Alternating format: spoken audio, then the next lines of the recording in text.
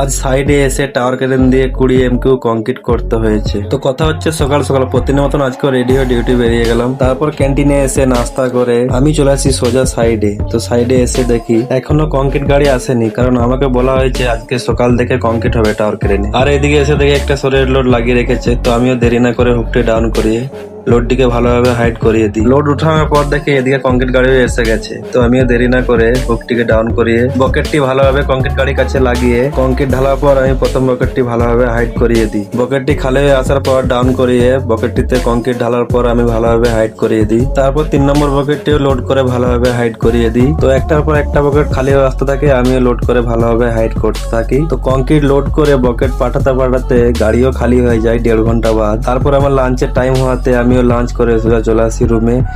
1 ঘন্টা রেস্ট করার পর সোজা চলে আসি সাইডে। তো সাইডে আসার পর কিছুক্ষণ পরে দেখি কংক্রিট গাড়িও চলে আসে। তো আর কি আমিও দেরি না করে বকেটটি ডাউন করিয়ে কংক্রিট লোড করে বকেটটিকে ভালোভাবে হাইড করিয়ে দিই। তারপর প্রথম বকেটটি খালি হয়ে আসার পর ভালোভাবে ডাউন করিয়ে কংক্রিট লোড করে আবার ভালোভাবে হাইড করিয়ে দিই। তারপর বকেটে লোড করে হাইড করতে করতে 2 ঘন্টা পর গাড়িও খালি হয়ে যায়। কিন্তু কংক্রিট করতে করতে আমি বুঝতেই পারি না কখন রাত 8টা বেজে যায়। তো গাড়ি খালি হওয়ার পর কোনো কাজ না থাকায় আমি আমার কাজ শেষ করে রুমে যাব। তো ভিডিওটি এখানেই শেষ করলাম। ভিডিওটি ভালো লাগলে like, comment, share, subscribe, follow করে দিও।